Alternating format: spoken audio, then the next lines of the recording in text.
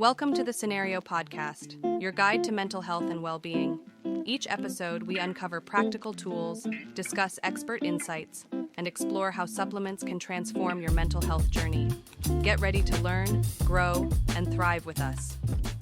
Hey, welcome back. You've given us some really interesting stuff to dig into this time, all about confidence and self-esteem. Yeah, lots of material on, feeling good about yourself and your abilities. Right.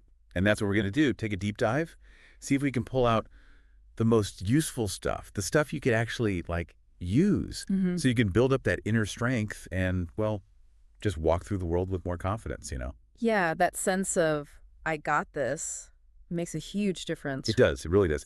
And one thing that's so interesting right off the bat in what you gave us, they make this distinction between confidence and self-esteem. Which, people kind of use interchangeably sometimes. Totally. But it's like confidence is more about a specific task, right? I'm confident I can cook this dish or give this presentation. It's task-focused. Exactly. It's that belief you can handle a particular thing. Self-esteem, though, it's bigger. It's the overall value you place on yourself. It's not tied to one specific success or failure. It's like I'm a worthy person, regardless of whether I nail this one thing or not. Right. It's more fundamental. And then what I thought was so cool was how they talked about how these two things actually feed each other. That's like a loop, right? Totally. So if you have good self-esteem, you're more likely to try things even if you're not 100% sure you'll succeed. You're willing to take those risks, step outside that comfort zone. Right.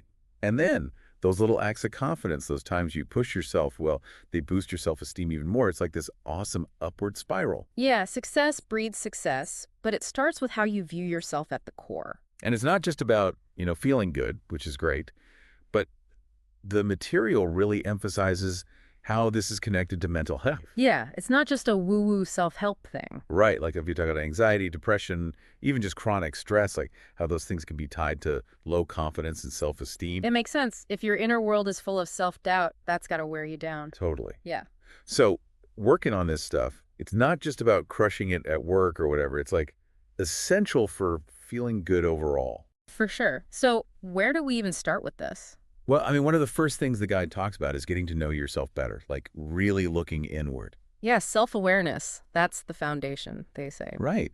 Understanding, where those feelings of low confidence come from. And it encourages you to, really think back. When did this start being a thing for you? Was there a specific moment? Yeah. Or a period in your life, did something happen, where you criticized a lot? Or maybe, bullied? Or did you go through a tough time, maybe a big failure, or, I don't know, even some kind of trauma? Things like that can leave a mark, even if we don't realize it. And then it says to look at, where you feel insecure the most. Is it social situations? Is it at work? Creative stuff?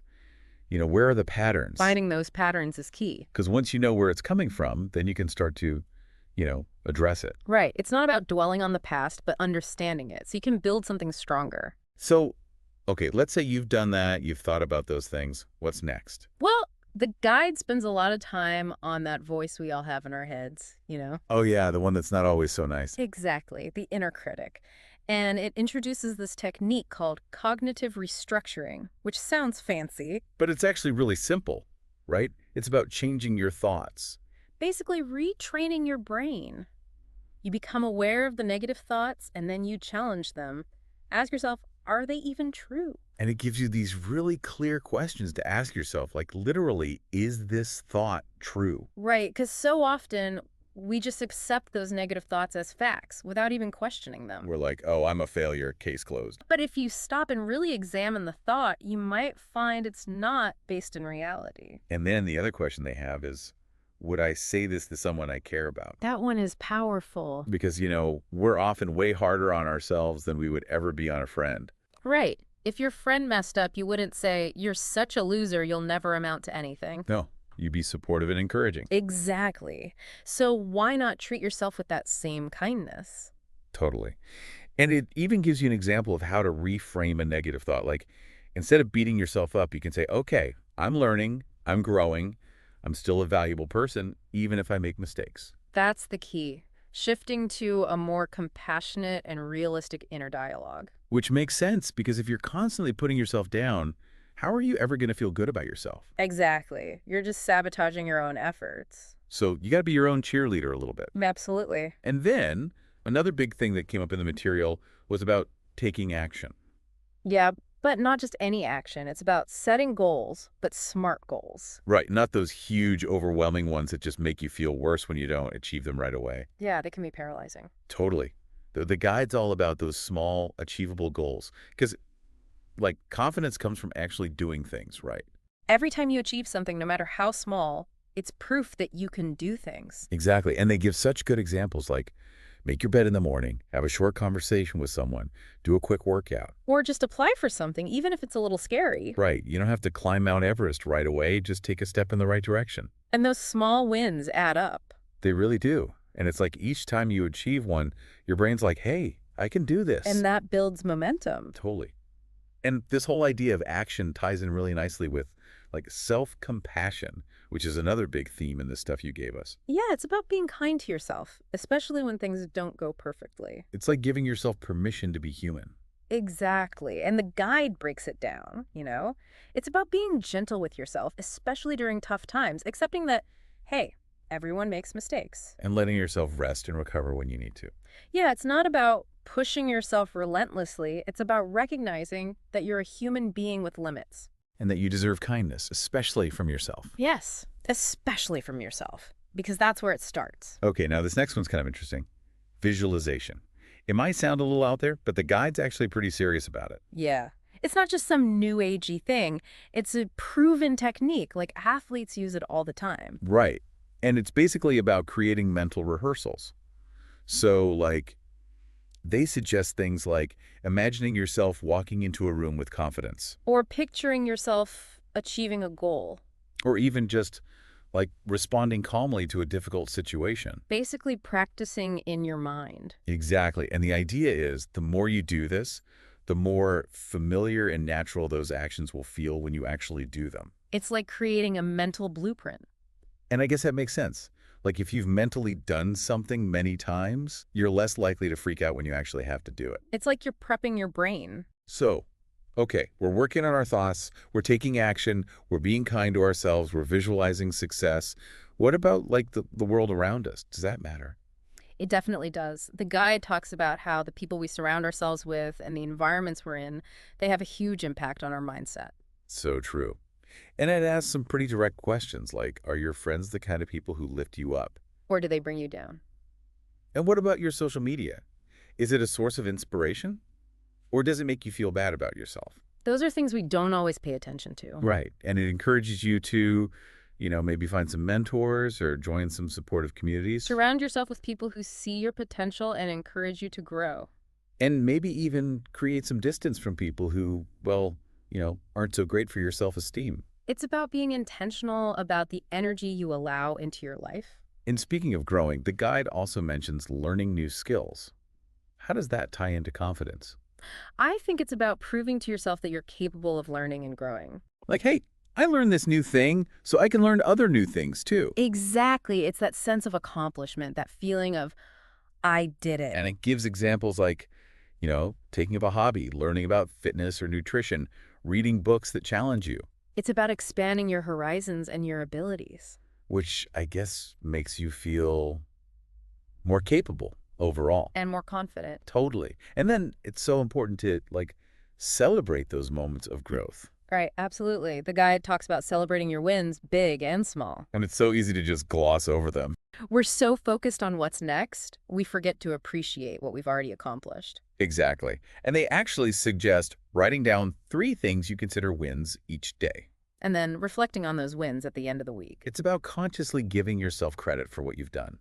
And recognizing how far you've come. Which, again, feeds into that feeling of, I can do this. It's a way to track your progress and build momentum. And then another aspect of confidence that comes up is assertiveness. That's a big one. Yeah, it's about being able to, stand up for yourself, communicate your needs and boundaries. And do it respectfully, but firmly. And the guide gives some useful phrases, like, I need some time to think about that, or that doesn't work for me, or I deserve to be treated with kindness. Simple phrases, but they can be hard to say when you're not feeling confident. Totally. The more you do it, the easier it gets. And it reinforces your self-respect, which in turn boosts your confidence. Absolutely. Okay, so we've talked about thoughts, actions, self-compassion, visualization, our environment, learning new skills, celebrating wins, being assertive. I feel like we're missing something. We haven't talked about the connection between our physical well-being and our mental state. Oh, right. The guide definitely talks about that, like how taking care of your body can make you feel better mentally. Healthy body, healthy mind, right? It's a classic for a reason. And they give some good tips. Getting enough sleep, eating well, exercising. Even just moving your body a little bit each day can make a difference. And, limiting those things that bring you down, like too much alcohol or endless scrolling on social media. Yeah, that stuff can really drain your energy. And then maybe trying some mindfulness or meditation or even just journaling. It's about finding what works for you, what helps you feel grounded and centered. And when you feel good physically, it's like everything else gets a little easier, right? Absolutely. Your mood improves, your focus sharpens, you just feel more capable overall. It's like you have more energy to tackle challenges. And more resilience to bounce back from setbacks. Okay, so the guide has given us all these different strategies. But I guess the main takeaway is that confidence and self-esteem, they're not just like things you either have or you don't. They're skills you can build, like a muscle you can strengthen. Totally. It's about those consistent, intentional habits you create. Those small promises you make to yourself each day. And the guide gives some really good examples of those daily habits. Like starting your morning with intention. Doing something as simple as making your bed, drinking a glass of water.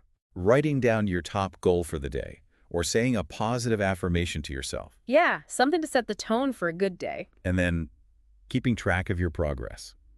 Like literally writing down those wins. Making it visible so you can see how far you've come. And then practicing gratitude. Specifically, focusing on things you appreciate about yourself. Yeah, not just what you're grateful for in general, but your own quality. Like maybe you're grateful for your patience or your sense of humor or your creativity. Reminding yourself of your strengths. And then something we all struggle with, reducing that digital noise. Yeah, setting boundaries with social media. Unfollowing those accounts that make you feel bad. And filling your feed with stuff that inspires and uplifts you. It's about protecting your mental space. And creating a more positive online environment for yourself. And then lastly, ending your day with self-compassion. Yeah, even if it wasn't the best day, acknowledging that you did your best. And giving yourself that kindness and understanding. It's a way to let go of the day and prepare for a fresh start tomorrow. So it really is a journey, isn't it?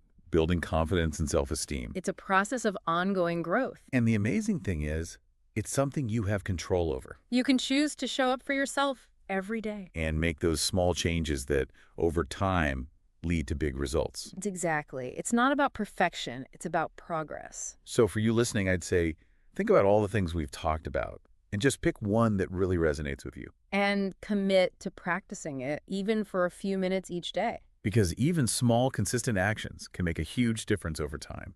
And here's something to consider. What if, by making these small changes, you could completely transform how you feel about yourself? Not just in a fleeting way, but in a deep, lasting way. A way that affects every area of your life. What if, by showing up for yourself in these small ways each day, you could create a version of yourself that is truly confident, resilient, and unstoppable? It's a journey worth taking. Absolutely. So take that first step and see where it leads you. You might be surprised by what you discover.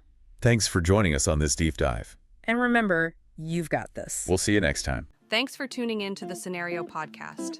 Don't forget to visit Cenario.com for more expert tips, articles, and supplements designed to support your mental health. If you enjoyed this episode, remember to subscribe and share it with a friend. Until next time, take care of yourself.